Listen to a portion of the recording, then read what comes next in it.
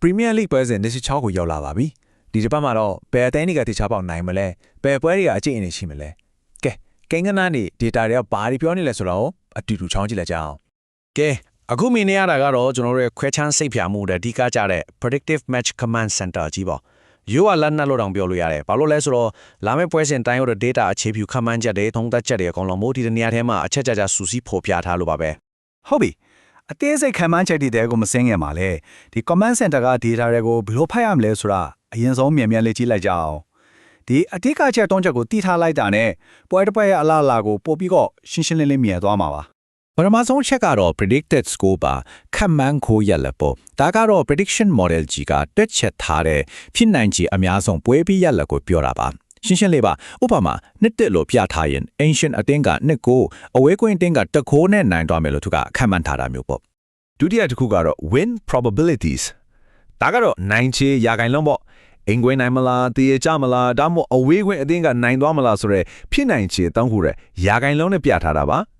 ဒီရာခိုင်နှုန်းတွေကအသေးသေးရဲ့နိုင်ချေဘလောက်တောင်မြင့်လဲနှိမ့်လဲဆိုတာကိုတခါတည်းနဲ့သိနိုင်အောင်ပြပြနေတာပါနောက်ဆုံးတစ်ခုကတော့ key insight အတိကကြားတဲ့တုံးတက်ချက်ပေါ့ဆိုတော့ဒီကိန်းကနန်းတွေရဲ့နောက်ွယ်ကဇလန်းကပါလေဘာလို့ဒီလိုခံမှန်းရတာလဲဆိုတော့အတိကအကြောင်းရင်းကိုတကြောင်းနဲ့လူရန်လူရှင်အနစ်ချုပ်ဖော်ပြထားတာပါဒါလေးကအရန်အရေးကြီးပါတယ်ကဲ data တွေကိုဘယ်လိုဖတ်ရမလဲသိပြီဆိုတော့လေစိတ်ဝင်စားကြအကောင်းဆုံးအပိုင်းကိုရောက်လာပါပြီဒီတစ်ပတ်ရဲ့အသေးချာဆုံးအနိုင်ရဖို့ရေပန်းစာဆုံးပွဲစဉ်တွေနဲ့ဆက်လိုက်ကြရအောင် Command Center ရဲ့ data တွေကဆိုရင်လေဒီတစ်ပတ်မှာအပြက်အတနိုင်ဖို့တေချာတလောက်ဖြစ်နေတဲ့အတင်းတင်းရှိနေပါတယ်အဲ့ဒါပဲအတင်းများဖြစ်မလဲ85ပါဟုတ်ပါတယ်85ပါတောင်ဒါကတော့ Arsenal အသင်း Wolves နဲ့ကစားမဲ့ပွဲမှာနိုင်မို့ရှိတဲ့ရာခိုင်နှုန်းပါတကယ်ကိုအန်ဒေါ်ဆရာကောင်းတော့အောင်မြင့်မားတဲ့နိုင်ချေပဲနော်ဘာလို့ဒီလိုတောင်တေချာနေရတာလဲအချောင်းအင်းကရှင်းရှင်းလေးပါ comment center မှာဖော်ပြထားသလိုပဲဒါကအမှတ်ပေးဆရာထိတ်ဆုံးကအသင်းနဲ့အောက်ဆုံးကအသင်းတို့ရဲ့ထိတ်တိုက်တွေ့ဆုံမှုဖြစ်နေလို့ပါပဲဒီလိုပွဲမျိုးမှာတော့ရက်လက်ကခံမရမခတ်တော့ဘူးပေါ့ဒါပေမဲ့ခဏလေးဒီတစ်ပတ်မှာအနိုင်ရဖို့ရေပန်းစားနေတာအာဆင်နယ်အသင်းသေးတော့မဟုတ်ဘူးဗျာနောက်ထပ်နိုင်ပွဲတေချာလောက်ဖြစ်နေတဲ့အသင်းလည်းရှိနေပါသေးတယ်အဲ့ဒါကတော့ Manchester City ပါပဲ Fulham ကိုနိုင်ဖို့98%အထိရှိပြီးခမန်းကူရလက်ကလည်း3ဂိုးကိုမိအပြည့်အသက်ပါ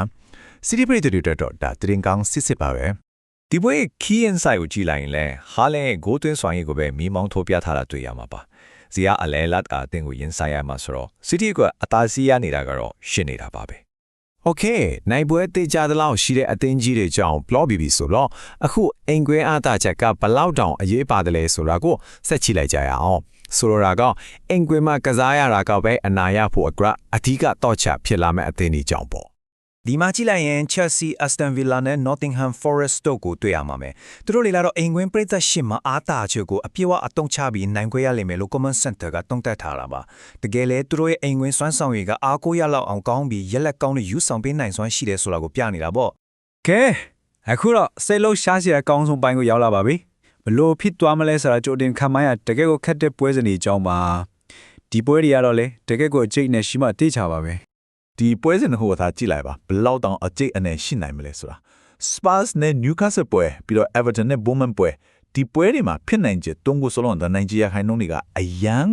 းကိုကတ်နေတာတွေ့ရပါလိမ့်မယ်ဘယ်သူနိုင်မဘဲခက်တယ်ဆိုတာဒါမျိုးပေါ့အထူးသဖြင့် Spurs နဲ့ Newcastle ပွဲကိုဒီ graph နဲ့ကြည့်လိုက်ရင်ပိုပြီးတော့ရှင်းသွားပါလိမ့်မယ်အင်ကွင်းနိုင်ချေက 36% အဝေးကွင်းနိုင်ချေကလည်း 36% တန်တူနီးပါဖြစ်နေတာပါဆိုတော့ဘယ်သူနိုင်မလဲဆိုတာလုံးဝခံမရခက်တဲ့ပွဲဆိုတာတေးကြနေပါလိစေဝန်စားစရာကောင်းတာကအဲ့ဒီပွဲစဉ်ရဲ့အတွက် key insight ကနှစ်တီနီတည်ရကြမယ်လို့ခံမှန်းထားတာပါပဲဘာလို့လဲဆိုတော့နှစ်တင်းစလုံးမှာအကောင့်တွေတိုက်စတွေရှိသလိုခန့်စစ်ပိုင်းမှာလည်းအားနည်းချက်တွေအတီးတီးရှိနေကြတယ်အဲ့တော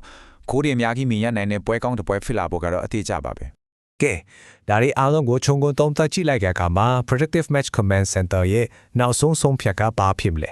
ဒီတစ်ပတ်အတွက်အဓိကအချက်တွေကဘာတွေလဲကြည့်လိုက်ကြရအောင်အဓိကအချက်တွေကိုကြည့်လိုက်ရင်နိုင်ပွဲတေချာတလို့ရှိတဲ့ Arsenal နဲ့ Man City တို့လိုအသင်းကြီးတွေရှိတယ်ပြီးတော့အင်ကွင်းအားတာချက်ကိုအသွင်းချမဲ့ Chelsea, Aston Villa နဲ့ Nottingham Forest တို့လိုအသင်းတွေလည်းရှိတယ်ဒါပေမဲ့တကယ်ကိုဒီတစ်ပတ်ရင်ပွဲကြီးကောင်းစေမယ့်အချက်ကတော့ Spurs Newcastle ပွဲလိုအကျိတ်အနေရှိပြီးခံမှန်းရခက်တဲ့ပွဲစဉ်တွေပဲဖြစ်မှာပါအဝေးကွင်းမှာနိုင်ချေ 60% နဲ့ Manchester United ကလည်းတတိထားမဲ့အသင်းတွေတင်ပါပဲ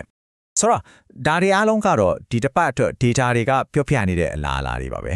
ဒါမဲ့ပွဲဒီမစခင်မှာစဉ်းစားစရာမိကွန်းတစ်ခုတော့ခြံထားခဲ့ချင်ပါတယ်ဒီခမန်းချက်တွေထဲကဘယ်ခမန်းချက်ကဒီတစ်ပတ်ရဲ့အကြီးမားဆုံးအားတင်စရာအကြီးမားဆုံး upset ဖြစ်လာနိုင်မလဲ